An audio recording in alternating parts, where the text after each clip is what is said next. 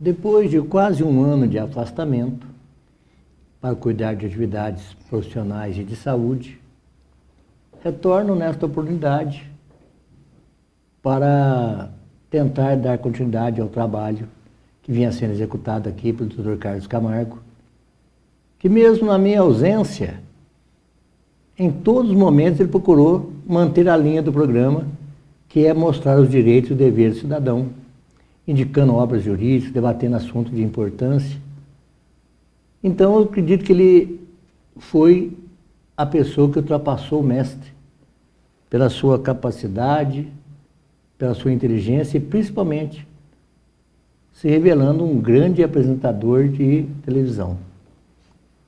Obrigado, Dr. Carlos. Eu me sinto honrado de continuar aprendendo com o senhor. Muito obrigado, Dr. Vanderlei. Obrigado a todos os telespectadores pela audiência. Para mim é um prazer participar deste programa e poder desfrutar da companhia do Dr. Vanderlei de Mello e aprender muito com ele de toda essa bagagem de vida, essa bagagem jurídica que o Dr. Vanderlei tem e não se incomoda em passar para todos nós. É um professor, como eu costumo chamá-lo. E na ausência dele eu fico com a responsabilidade de fazer o programa chegar aos telespectadores com a mesma qualidade, levando aí assuntos relacionados às leis, né, que estão aí tramitando pelo Senado Federal, pela Câmara Federal, que os projetos de leis que futuramente, brevemente, virão a se tornarem leis, e são as leis, né, que comandam o nosso dia a dia, que ordenam a convivência, da sociedade. Então, esse programa Direitos e Deveres gira em torno disso aí, para levar um conhecimento para o cidadão que está nos assistindo. Eu quero colocar em dia também uma situação relevante, agradecer o apoio recebido da minha esposa Marilene, das minhas filhas Adriana e Luciana, dos meus genros, o Flávio e o Renato, das minhas netinhas, né? A Emily, a Evelyn e a Raíssa. Sem esse apoio, eu não teria passado com sucesso a situação que eu passei. Trago um abraço ao Dr. Carlos, seu colega de profissão, Dr. Clóvis, foi delegado de polícia para em Alfenas. Segundo o senhor mesmo informou, parece que o filho é delegado também, né? Manda um abraço ao senhor, doutor. Nós agradecemos e retribuímos, né, ao colega, bem como ao seu filho também, que é colega delegado, e a todos os colegas, né, que assistem nossos programas, pessoal da Polícia Militar também. Eu sempre sou abordado aí pelas ruas, né, de pessoal da PM que assiste o programa. Então eu tenho uma grande consideração, um grande respeito com todos os policiais. E eu me orgulho muito de ter feito parte de mais um dos elementos que compunha, né, a Polícia Civil de Minas Gerais. Doutor Carlos, nesse tempo que o senhor esteve aqui, o senhor abordou assuntos importantíssimos. Importantíssimos. Mas eu notei uma coisa no anseio da população. Em parte, eu concordo com os anseios. Em parte. Mas não totalmente, porque alguém tem que agir em defesa também da ênfase da profissão. Porque existe no direito, doutor, o nosso grande Clóvis Bevilacqua falava isso. É a sublimacia do direito. Tem falhas? Tem falhas. Mas existe a sublimacia do direito. Então, se tem uma lei que diz assim, matar é crime. A pessoa vai e comete um homicídio. Ele é julgado e condenado. Mas dali uns meses a pessoa está na rua. Aí a pessoa ataca a justiça, ataca o Ministério Público, ataca o advogado. Não, mas não é justo. O cara pegou 10 anos de cadeia, faz 6 meses está na rua. Mas isso não é problema do judiciário, não.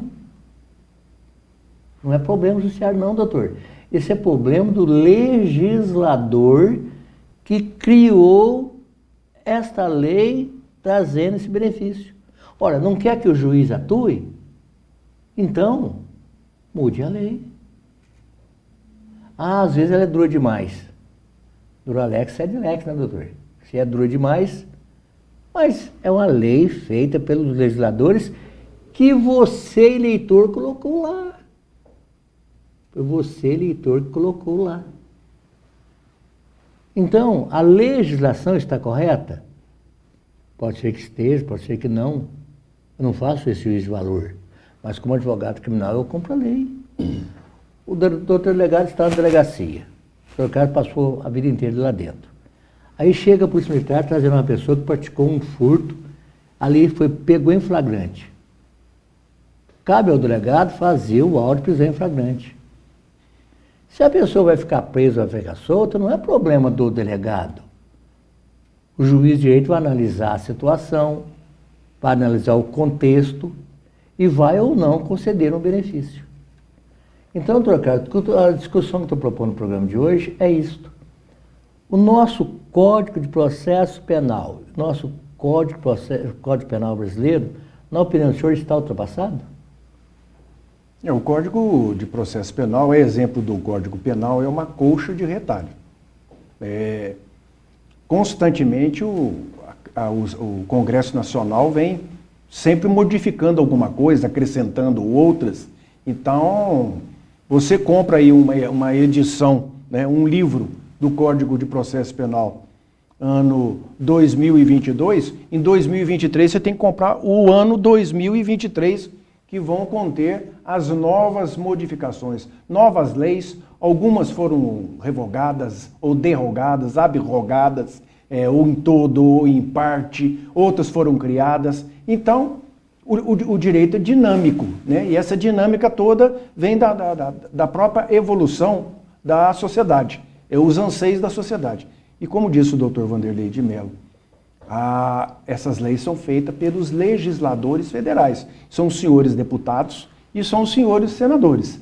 E se eles não estão fazendo as leis corretamente no sentido da a maioria da população espera, então, de 4 em 4 anos nós temos eleições para deputados federais. Também, para senadores, também.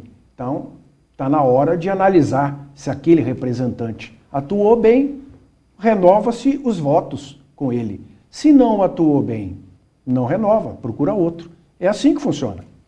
Doutor Carlos, em 1976, quando eu adentrei na Faculdade de Direito em São João da Boa Vista, aqui não tinha Faculdade de Direito. Hoje tem umas 2 ou 3 já, né?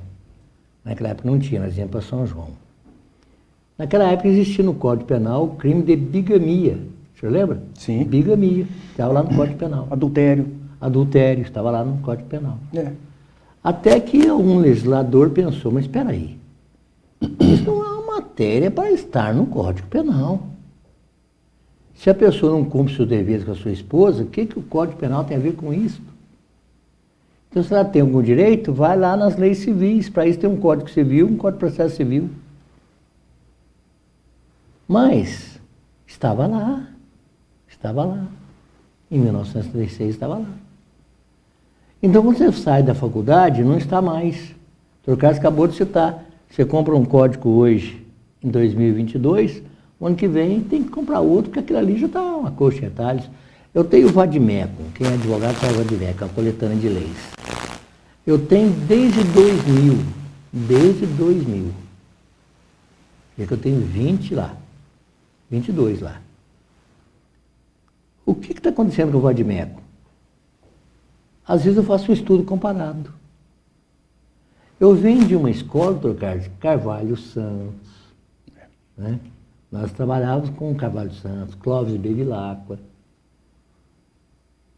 E eu tive muitos problemas, no início da carreira, muitos problemas, porque quando muda a lei, cabe ao advogado, que é o primeiro juiz da causa, a informar o cliente, olha, era assim, hoje não é mais. E existe, às vezes, até uma revolta do cliente. Ah, mas eu fiquei prejudicado. Segundo o legislador, não. Doutor Carlos, o senhor sabe que entre 1940 até hoje, o Código Penal sofreu 151 modificações. E nos últimos 5 anos, várias modificações. Com a lei de execução penal, criticada até hoje, não deveria, mas é criticada até hoje, tivemos aí a incorporação do regime aberto, fechado e o semiaberto. Agora, doutor Carlos, passando uma situação polêmica, vai ser votada aí a redução penal. Antes de mais nada, e sabendo que eu vou ser criticado, mas eu já adianto, eu votaria contra. Eu votaria contra. Por quê? Porque, quer queira ou quer não, o ECA criou uma estrutura para os menores que são recolhidos, principalmente em casa própria. Antigamente, eles achavam que aquilo era um horror, né? Hoje não. Hoje, os locais que recebem os menores estão estruturados pelo ECA. Mas eu pergunto, cria-se, aprova-se a lei, reduz para 16 anos. Vão colocar esses meninos aonde? Na cadeia? Para recuperar lá? Ótimo. Então coloca junto com traficante, assassino, assaltante de banco. Mas o projeto não é esse, né? Não, o projeto não é esse. O projeto porque não o projeto é colocar o menor... completamente apartado dos demais. Pois é, eu concordo com isso. Mas mesmo converter essas escolas de hoje, doutor, até é bom esse debate, porque o senhor pode pegar esse lado aqui, é o lado que a população entende. A população entende o seu lado. Não é o meu, não. O meu eu sou voto vencido. Mas eu quero defender a seguinte tese. Nós temos hoje, por exemplo, aquelas casas que acolhem o menor. Cada hora dá um nome diferente, eu já vi de tudo. Mas, eu pergunto, vai desmanchar essa estrutura que está boa hoje para transformar em presídio? Não, o projeto ele não desmancha a estrutura, não. Ele amplia e adequa a estrutura que já está existente nos moldes do Estatuto da Criança e do Adolescente. Se isso fosse o que vai acontecer, mas tem uma coisa. Por que eles querem reduzir de 18 para 16? Não é por causa do estatuto, porque aí o estatuto, uma parte dele vai para o lixo. Essa é a verdade. É mais um dos adméticos que eu falei que vai para o lixo. Por quê? Porque eles querem processar criminalmente a faixa de 16 a 18 anos. Essa é a intenção. Abrir uma brecha para processá-los pelo Código Penal. Mas está corretíssimo. Porque quem tem 16, 17... até 18 incompleto, pode escolher um presidente da República, um senador, um governador, um prefeito, um vereador. Ele tem o discernimento para votar nos nossos mandatários e ele não tem o discernimento de responder pelo crime que cometeu? Não, eu concordo com a afirmação do senhor, disso eu sou voto vencido. Eu acho que o senhor está certo. Mas alguém tem que trazer uma luz, uma coisa. O senhor está me acompanhando agora aí. O senhor José e a dona Maria. O seu filho tem 16 anos. Se envolve aí com um traficante e é preso com uma quantia enorme de drogas. Mas é um menino de 16 anos. Quer comparar a experiência desse menino de 16 com aquele de 21 que eu mandava ele? Mas tem que... Até novamente, eu tenho que fazer uma intervenção aqui. Não, fica à vontade. O senhor está chamando de menino de 16 anos. Hoje não tem menino de 16 anos, não tem menina de 16 anos. Hoje existem homens com 16 anos e mulheres com 16 anos. Essa palavra menino é muito paternalista. Eu prefiro chamar o menino de 9 anos, o menino de 10, de 11, de 12, de 13, mas um menino de 16 anos, hoje... A gente, para falar aqueles termos de antigamente, né? São uns cavalão, né? São tudo aí com 1,80 m, calçando 42, 44, né? Você olha assim, você acha que tem 18, 19, 20, vai ver, tem 15 anos. Homenzarrão, né? Para falar o português. E as mulheres também já são mães com 16 anos, né? Então, Menino, menina, é muito paternalista isso, né? Em se tratando de Doutor, quando eles são marginais, eles estão cometendo mas é aquela história. crime, ou melhor, coisas análogas ao crime, né? Um assalto, um roubo, um latrocínio, matando um pai de família, matando uma mãe de família. E chamar eles de menino não dá certo. Para mim não dá. Eu poderia, em tese, concordar com o senhor, mas meu ponto de discordância não é quanto à pessoa. A minha situação discordante é o resultado disso. Porque, ô mestre, eu tenho 70 anos de idade. Se eu encontrar aí um garoto, na minha linguagem aqui, 16 anos, e eu faço a cabeça dele, e ele vai traficar droga e eu fico lá no meu gabinete. Amanhã ele cai preso. Eu não, ele. Eu pergunto, o senhor acha justo esse rapaz de 16 anos ser considerado com a mentalidade, a cabeça e as condições de um homem de 70? Não pode. Porque ele sim pode alegar, inclusive, a inexperiência dele. Ele foi convencido e foi levado àquilo. Porque o fato da pessoa ter 16 anos tem uma situação interessante, doutor. A discussão aí não é bem legislativa, não. Eu acredito que isso aí teria que primeiro passar por uma situação que envolveria médicos, psicólogos, psiquiatras, para saber se aquela pessoa de 16 anos tem discernimento suficiente para ele entender, por exemplo, o que é um latrocínio. Então, o que nós vamos ter que pensar aqui? Eu acho que essa faixa de 16, 18 anos precisaria sim ter essa punição mais severa, mas não a ponto de o senhor interpretá-lo como uma pessoa que tem o raciocínio de uma pessoa de 50 anos. Porque o cara de 50 anos, ele é vivido, ele é experiente, ele leva, ele dobra. Por que acontece muitos casos? Eu trago muitos casos, doutor, eu falo sobre a experiência. Não estou falando do texto frio da lei, não. Mas olha só, um senhor de 50 anos aqui em Poços, morando com uma menina de 16 anos. Morando com a menina de 16 anos. Os pais da menina me procuram. O senhor acha que um pai e uma mãe vai interpretar que essa menina de 16 anos não foi vítima de um, entre aspas, um gavião, um espertalhão, um homem maduro de 50 anos vivido que passou a perna nela? Eu olho, doutor, é a fragilidade da pessoa como ser humano. Eu não defendo o crime. O advogado defende a pessoa que praticou o crime. Isso é uma diferença muito grande. É por isso que, às vezes, eu fiz 200 júris na minha vida, doutor. 200 júris fiz na minha vida. E muitas vezes a pessoa, mas como é que eu consegui absolvição? Porque eu olho, é o fundo das coisas. Doutor, tem que olhar o fundo das coisas. Então o senhor encontra na rua, doutor Carlos, pensa numa pergunta. O senhor está andando na João Pinheiro, fazendo sua caminhada. Aí o senhor encontra um colega seu e fala assim, doutor Carlos, o senhor conhece o José? Conheço. Conhece o João? Conheço. Porque o José matou o João hoje. Qual a primeira pergunta que o senhor faz? Por quê? É a primeira pergunta que o senhor faz. Por quê? O porquê, doutor Carlos, é a mola mestre que impulsiona a humanidade. É nisso que eu sou contra, então, fazer essa redução penal de 18 para 16 agora, nessa situação. Porque pode trazer consequências além da prevista. A consequência além da desejada. Porque lembre-se, quando uma pessoa vai presa, você sabe quem vai preso, doutor? A família. Vai junto. E eles às vezes não entendem. Mas, seu juiz, meu menino tem 16 anos. Ele foi levado a isso. Como é que é? Má companhia. Mas estou disposto a ouvir, sim. Eu sei que o senhor, aliás, na qualidade de delegado de polícia, já viveu uma outra vida diferente da minha.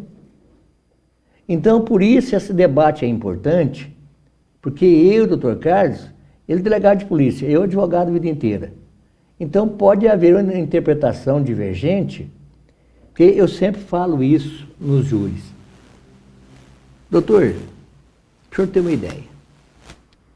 Eu mostro a mão para o senhor e tem uma pessoa do lado de cá. Aí pergunta, o que é que o senhor viu? Não, eu vi uma mão do Vanderlei, lisinha, branquinha aqui. Pergunto de cá. Não, eu vi uma mão rosada, já meio sofrida. Ah, mas não foi a mesma mão? Foi. Qual a divergência? É que nós vimos de lado diferente. Nós vimos de lado diferente. A mesma situação. Esse é o processo criminal, doutor Carlos. É quando a acusação chega lá e mostra tudo que tem contra a pessoa. Mas e a vida dele inteira não vale nada? Essa é a questão. Doutor Carlos comenta isso logo depois das nossas mensagens.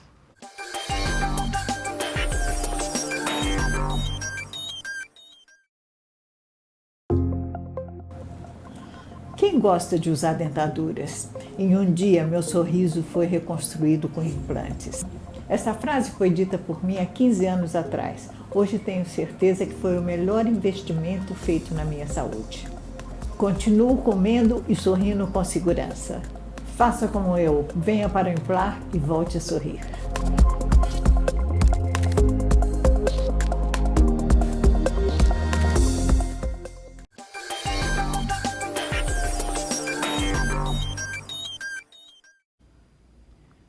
Sempre o Dr. Carlos Camargo traz no início aí do segundo bloco as mensagens aí da minha filha e do meu escritório. Dr. Carlos. Aí nós temos a Luciana Mello, que é tecladista e cantora, lindas canções em sua cerimônia de casamento. Então, quem estiver interessado, faça contato pelo 99967-6276. 99967-6276. Luciana Mello. E o escritório jurídico do Dr. Vanderlei de Mello, que é aqui no centro de Poços de Caldas, próximo à terminal de linhas urbanas, é a rua Santa Catarina, número 80, sala 12. E o telefone é o que está aí, 3721-7552. 3721-7552.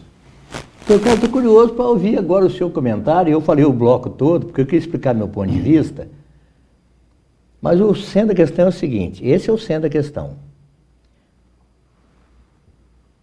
A pessoa que tem 16, 18 anos, sendo enquadrado no Código Penal, é dentro do Código Penal que eu estou falando, vem a alegação que ele não tem experiência para estar ali. Eu quero ouvir sua opinião, doutor, é importante para mim. Nós sabemos que até o presente momento, essas pessoas de 16 a 18 anos incompletos não são enquadradas dentro do Código Penal. Isto. Eles são enquadrados dentro do Estatuto da Criança e do Adolescente. E a pena é muito branda para crimes, o chamado análogos ao crime, de situações horripilantes, como latrocínio, assalto à mão armada seguida de morte, estupro e todo tipo de atrocidade e de maldade. E essas pessoas de 16 a 18 incompletos são julgadas separadamente e dentro desses argumentos aí, dentre eles o que o Dr. Vanderlei de Mello disse no nosso primeiro bloco. Eu sou da corrente que completamente favorável que seja diminuída a maioridade penal de 18 para 16 anos, porque na atual conjuntura, no atual mundo que nós vivemos de tecnologia, computadores, telefone celular, então hoje o mundo está mais próximo. Hoje nós estamos conectados com o mundo através de um pequeno aparelho e nós conseguimos conexão com o mundo inteiro. Então hoje não existe mais ninguém que pode alegar que não sabia que tal coisa não pode. As pessoas, principalmente aí essas novas gerações, eles têm uma facilidade de trabalharem com esses objetos eletrônicos, de computador, tablet, celular, que é uma coisa fantástica. E eles têm uma conexão muito mais rápida do que as pessoas de gerações aí mais antigas. Então, para falar o português claro, eles dão um show de bola. Então, eles sabem muito bem o que eles estão fazendo, eles sabem o que é certo, sabem o que é errado. E pelo mundo, nós vemos que as legislações de maioridade penal, elas enquadram nesses 16 anos. Para se falar, aqui próximo, no Paraguai, 14 anos. E em alguns países, como na Inglaterra, por exemplo, não é analisado a idade do criminoso, é analisado o fato. Então, nós tivemos casos aí de crianças de 8, 9, 10 anos que praticaram crimes que foram julgados sobre o crime, não levando em conta a idade. E existem casos nos Estados Unidos até de prisão perpétua e de prisão de 20, de 30, de 40 anos. Ah, mas isso é muito. É uma visão da legislação do povo daquele país. O Brasil está atrasado nesse aspecto. Está muito atrasado, porque hoje a população de 16 a 18 anos não é a mesma de quando foi criado o Código Penal, em 1940. Código de Processo Penal, 1940, quase um século atrás. Apesar que houveram muitas modificações, como nós dissemos no início do programa.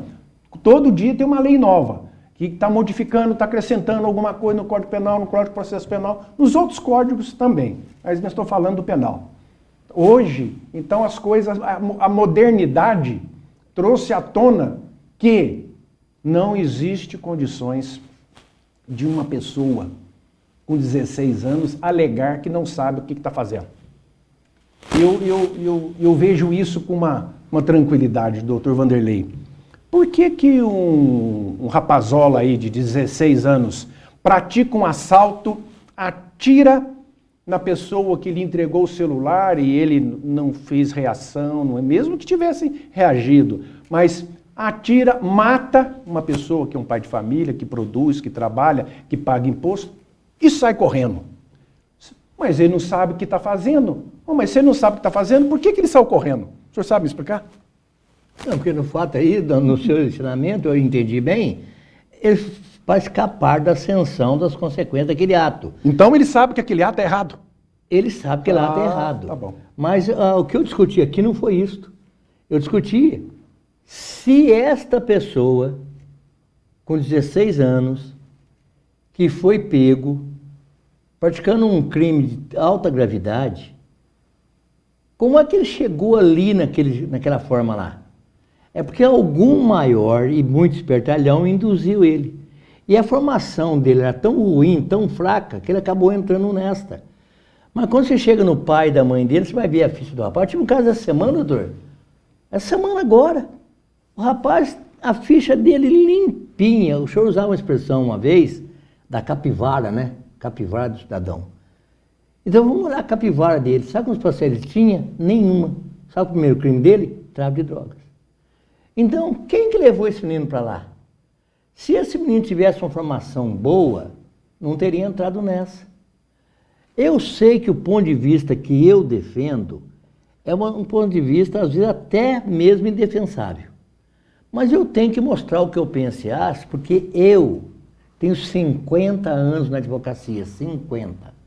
E nesses 50 anos, o que o senhor pensar da rodoviária federal, na rodoviária estadual, eu já percorri de cada metro desse chão. Eu conheço bem o que eu faço. Às vezes no júri popular, por exemplo, a gente traz uma tese que a pessoa até assusta, mas que ela é provável, está na lei.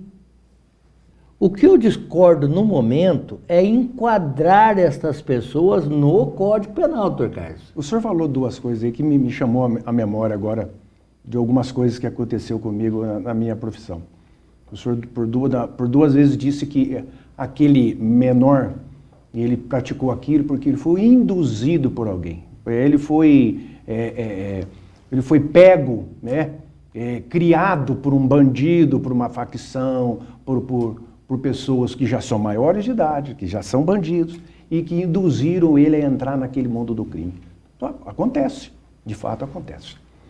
E eu me via sempre com uma seguinte frase, quando chegava alguma mãe, parente do adolescente infrator, e dizia: doutor, são as más amizades que fizeram que ele se tornasse assim. Passava um tempo, o outro caso, aí vinha novamente: são as más amizades que o tornaram assim. Ele não sabe o que faz. E muitas das vezes eu tive que inverter essa frase. Será que não é o teu filho que é má amizade para o outro? Então, é uma questão de cada um estar defendendo o seu lado.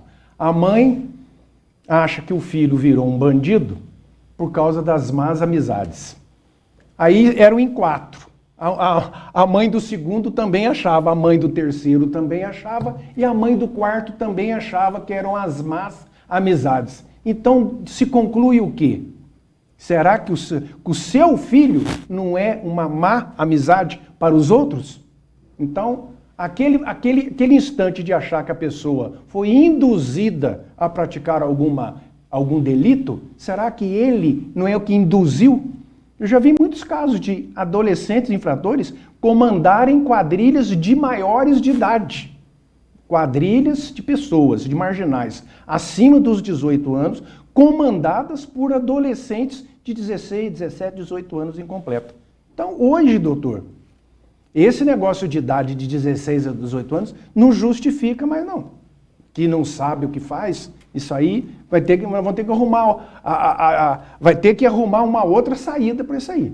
Porque dizer que não sabe o que faz, só não sabe isso, mas no resto sabe. Então, é uma ótica de defesa, eu concordo com isso. É uma ótica de defesa. A família acha que é isso, que foi uma má amizade, mas é ele que pode ter sido uma má amizade para o outro também que cometeu um crime junto com ele. Doutor Carlos, eu pouco dia encontrei lá no mercado municipal um senhor chamado Evair, que é fã seu como delegado e como apresentador de televisão, e ele falou, ele é exatamente o que faz o vereador, o deputado estadual, o deputado federal e o senador. No próximo programa, eu vou até deixar a cargo do doutor Carlos trazer esse trabalho pronto, porque quando eu entro aqui, eu entro mais em matéria criminal, vocês já notaram, né?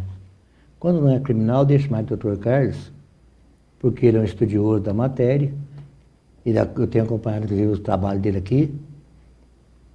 Mas quero dizer, o senhor falou há pouco tempo de umas leis esdrúxulas também, foi muito comentário. Nós vamos abordar esse assunto aqui. Mas lembrando que numa cidade lá do Mato Grosso, foi aprovada uma lei criando o discoporto na cidade. Foi aprovado, o discoporto.